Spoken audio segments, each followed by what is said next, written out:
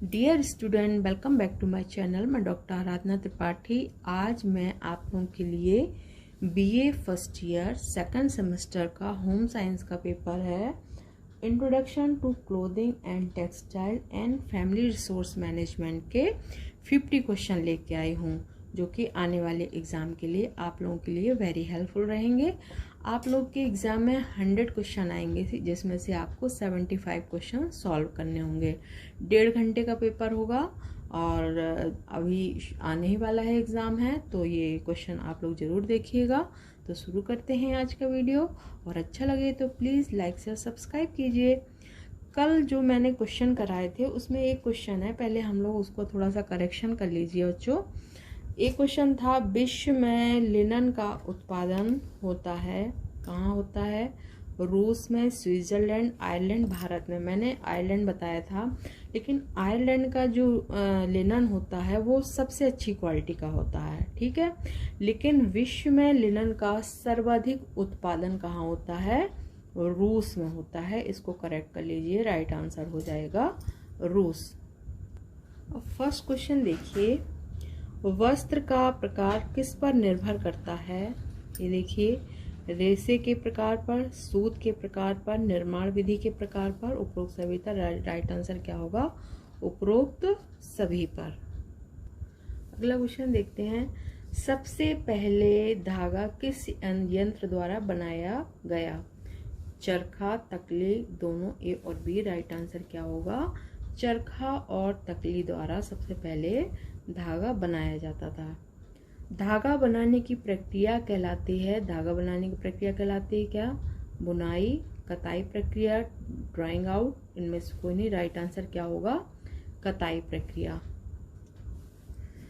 कौन सा धागा लचकदार होता है? इसमें देखिए, विशेष नॉवेल्टी धागा, स्ट्रैक्स धागा, लेस्टेक्स धागा, ग्रेनेड धागा।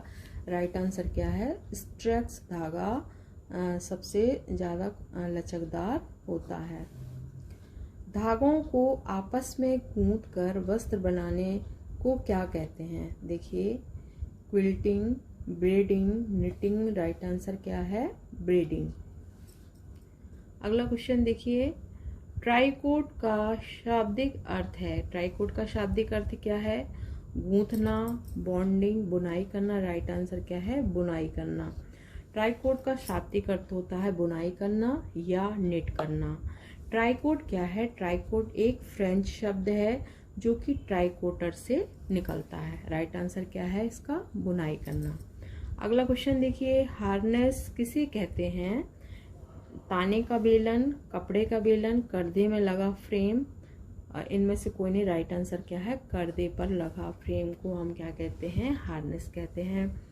धागे मुख्य रूप से कितने प्रकार से बनते हैं? 2, 3, 5, 8। राइट आंसर क्या है?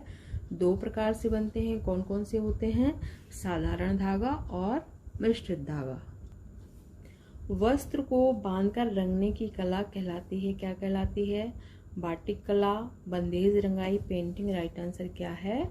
बंदेज रंगाई को हम मतलब बांध कर रंगते हैं ना, इसी को टाई एंड डाई कहते हैं। बांध कर रंगने की कला को, वस्त्र को बांध कर रंगने की कला क्या कहलाती है? बंदेज रंगाई या टाई एंड डाई। अगला क्वेश्चन देखिए, बंदेज रंगाई की विधि किस देश में प्रचलित है? भारत और अफ्रीका, जापान और चीन, अमेरिका, कनाडा। राइट आंसर क्या है?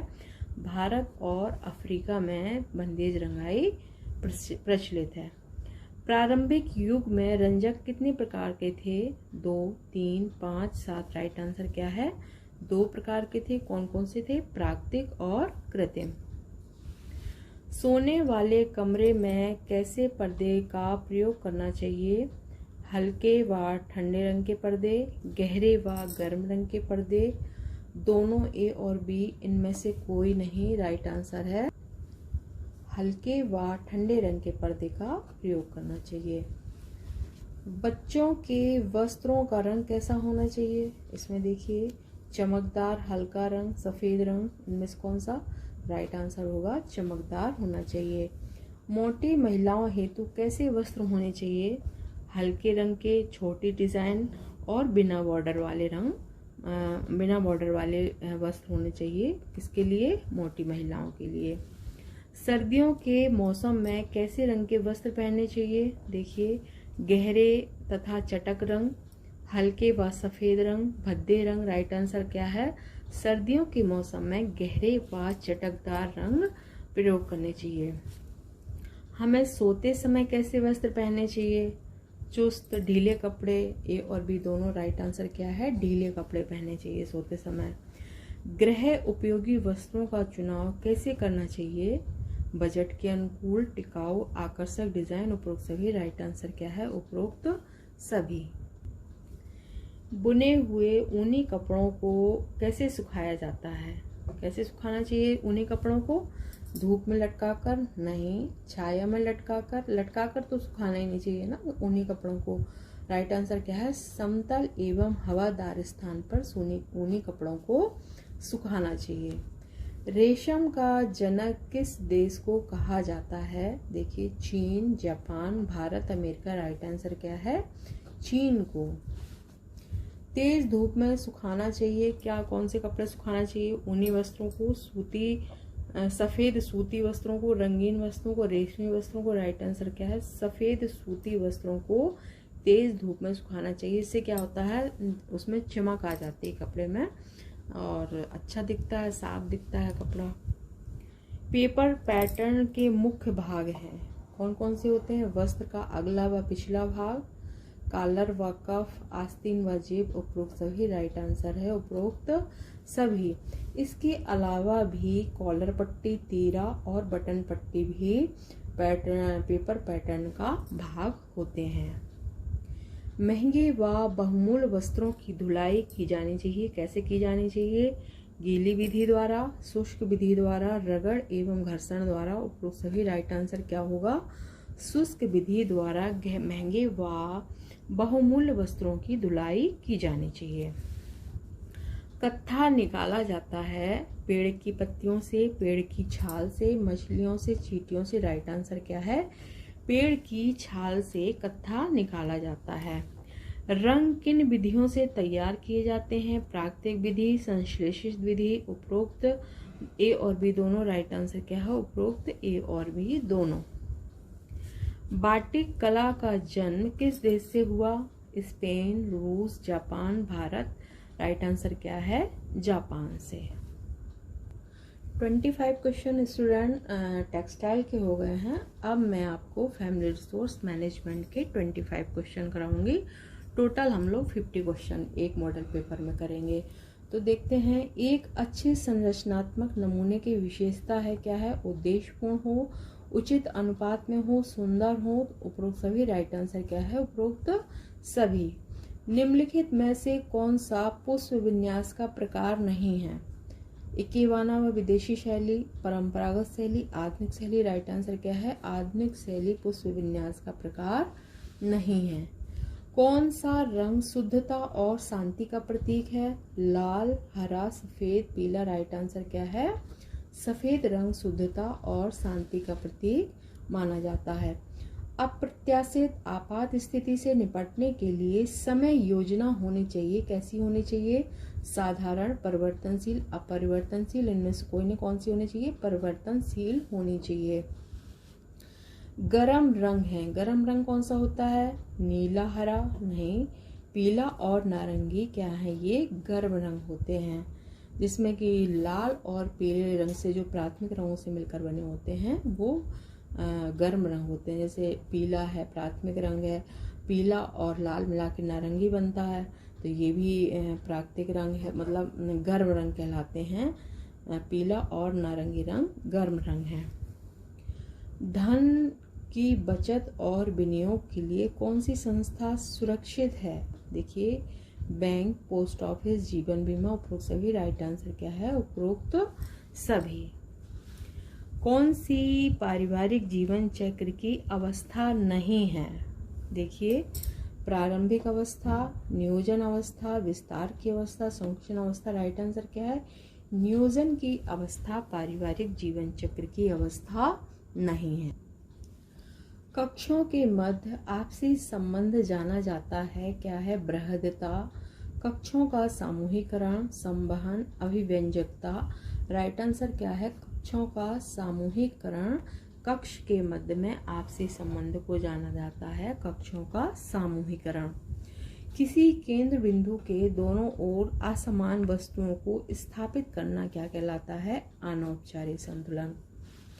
आवास में संवहन होना चाहिए। आवास में संवहन कैसा होना चाहिए? लंबवत, क्षैतिज। ए और बी दोनों। राइट आंसर क्या है? दोनों, यानी कि लंबवत होना चाहिए और क्षैतिज भी होना चाहिए। संवहन का मतलब होता है आवागमन का रास्ता, आने जाने का रास्ता। ठीक है, तो आवास में संवहन कैसा होना चाहिए? लंबवत और क्षैतिज दोनों होना चाहिए। बजट को प्रभावित करने वाला कारक है क्या है? परिवार का आकार और सदस्यों की आयु। परिवार का मुखिया मूल, इनमें से कौन सा है? परिवार का आकार और सदस्यों की आयु परिवार के बजट को प्रभावित करने वाला कारक है। कौन सा साधन मानवीय नहीं है? कौशल, अभिवृत्ति, धन, योग्यता। राइट आंसर क्या है? धन। धन क्या है? धन मानवीय साधन है। धन क्या है? अमानवीय साधन होता है। जबकि कौशल, अभिवृत्ति, योग्यता ये क्या है? ये मानवीय साधन है। साधनों को दो भागों में वर्गीकृत किया गया है, मानवीय साधन और अमानवीय साधन। ठीक है। कार्य सरलीकरण के लिए क्या है? देखिए, कार्य करने के क्रम ठीक करें, कार्य में निपुणता प्राप्त करें, शारीरिक गतिविधियों में परिवर्तन करें। उपरोक्त सभी। राइट आंसर क्या है? उपरोक्त सभी। मानवीय ऊर्जा को मापा जाता है किसमें? वाट में, किलो कैलोरी में, रफ्तार में। राइट आंसर क्या है? किलो कैलोरी में। नेक्स्ट क्वेश्चन देखिए, निर्णय प्रक्रिया प्रभावित होती है किससे? लक्ष्य और मूल्यों से, ज्ञान से, पारिवारिक संसाधनों से। उपरोक्त सभी से। राइट आंसर है उपरोक्त सभी से।